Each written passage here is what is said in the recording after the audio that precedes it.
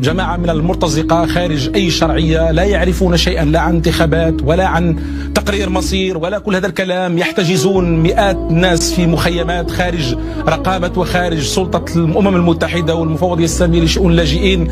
مهزلة حتى البوليزاريو يعترض عليها. المصطفى البشير السيد الشخصية الذي يعتبر أخ مؤسس البوليزاريو يعترض على طريقة إبراهيم غالي كيف استقدم زبانيته، يفرق عليهم السيارات، يعطيهم المنافع لكي يصنع لنفسه عودة، وهو المهزوم الذي فشل في أن يوطن بوليزاريو في القرقرات بعد فشله والصفعة التي تلقاها. أيضا حرب 700 بيان عسكري كلها في مخيلته على الفيسبوك، لا يوجد منها شيء واحد، لا تقارير من أورسو ولا الأمم المتحدة ولا وكالة أنباء واحدة في العالم تتحدث عن استقصاءات وعن أخبار حروب في هذه المنطقة.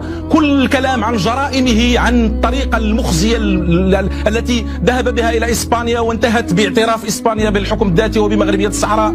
الأخ من فرنسا يتكلم، لا أعرف هل وزير خارجية فرنسا أم باحث ويحلل، يتكلم عن أوروبا وغير أوروبا، ولا نريد أن نذهب في اتجاه إسبانيا، وأن إسبانيا خرجت من موقفها المتوازن. أي موقف متوازن كان لإسبانيا أيها الأخ الكريم؟ وأنت تعرف أنه إسبانيا كانت طوال 47 سنة هي من صنعت هؤلاء المرتزقة وكانت تدعمهم بالمال وبالسلاح، بل أكثر من ذلك. الآن إسبانيا صححت موقفها، الآن إسبانيا تدعم الشرعية الدولية، تدعم الحكم الذاتي الذي منذ العام 2007 جميع قرارات مجلس الأمن تخصص له فقرة للحديث عن جديته وعن مصداقيته وعن قابليته للتطبيق. الآن المرتزقة في وضع لا يحسدون عليه. الجزائر تورطت أكثر، يعني الجزائر التي تقول أنا لست طرفا، الآن وكالة الأنباء الجزائرية تتكلم عن 2000 مؤتمر وتتكلم على أنها توفر معدات ومساعدات وتنقل عناصر البوليزاريو إلى المخيمات. يعني الجزائر تحشد لإبراهيم غالي لكي تعيد اجترار نفس الأسطوانة، لأنه الحقيقة التي يريدون أن يخبئوها من خلال هذا المؤتمر السخيف وغيره، والذي لا يعني شيئا، لأنه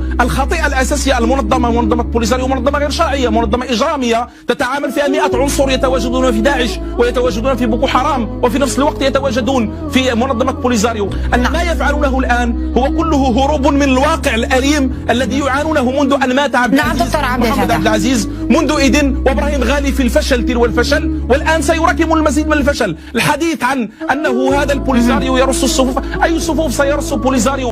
بوليزاريو الآن يجند الأطفال. أستاذ من فرنسا، ألا يمكن أن تتكلم عن هذا؟ البوليزاريو يجند الأطفال. هذا لا، المغرب في موضوع البوليزاريو، المغرب لا يأبه بهذا البوليزاريو بأي شيء من أشيائه. المغرب مشكلته الأساسية وأنه نزاع إقليمي. البوليزاريو مجرد حذاء يلبسه العسكر الجزائري، سواء أجاء البشير مصطفى السيد أم بقي إبراهيم غالي أم قاموا يعني باستنهاض عبد العزيز من القبر. بوليزاريو هو بوليزاريو، جماعة إجرامية إرهابية تنشط مع الجماعات الموجودة في الساحل والصحراء، لا أقل ولا أكثر. لأنه إذا كانوا يتكلمون عن الانتخابات، إذا كانت هذه اللحظة التاريخية المهمة جدا، بوليزاريو لم نشهد له في يوم من الأيام انتخابا واحدا مع المحتجزين في المخيمات لكي نعرف هل يمثلهم أم لا، مع أنه يتبجح دائما بأنه يمثل ما يسميه شعبا في وهمه وفي مزاجه. في الأقاليم الجنوبية المغربية، في الساقية الحمراء وفي وادي الذهب في داخل العيون، الانتخابات تنظم كل 5 سنوات. تقارير المنورسو كلها لم تتكلم في يوم من الأيام على أنها تشكك في مصداقية وفي نزاهة الانتخابات التي يشارك في أبناء الرقيبات. أما فيما يتعلق ببوليزاريو، بوليزاريو مدان اليوم في إسبانيا التي يتكلم عنها. إسبانيا، مؤمن الإسباني يلاحق تلاعب البوليزاريو بملفات اللجوء، ومن ضمنهم ويعني أوجه لضيفك من بلباو أنه ملفه سيعالج، لأنه لا علاقة له أساسا بالساقية الحمراء ووادي الذهب، هو أساسا موضوع انتحال، موضوع ملف مفبرك من أجل الحصول على لجوء. بوليزاريو مجموعة من المرتزقة يتاجرون بأحلام الناس، ببؤسهم، بالأطفال، يتاجرون بملفات اللجوء في أوروبا. لماذا أراد أبي بشرى البشير أن لا يبقى في منصبه في أوروبا وأراد أن لا يذهب إلى الولايات المتحدة الأمريكية؟ لأنه أبي بشرى البشير بالمناسبة الذي يتكلم باسم بوليزاريو في أوروبا شخص موريتاني ينتمي إلى الزويرات، لا علاقة له بمنطقة النزاع أصلا. هذا الشخص الذي يتكلم لا علاقة له بمنطقة النزاع. هذه أمور وتفاصيل نحن نعرفها، لأننا نحن أبناء هذا الوطن الذين اكتوينا 47 سنة بمؤامرة على أرضنا سخرت فيها. كان الاتحاد السوفيتي بأكمله كان يدعم هؤلاء المرتزقة حينما كانوا شيوعيين. الآن أصبحوا يشتغلون في منحى آخر،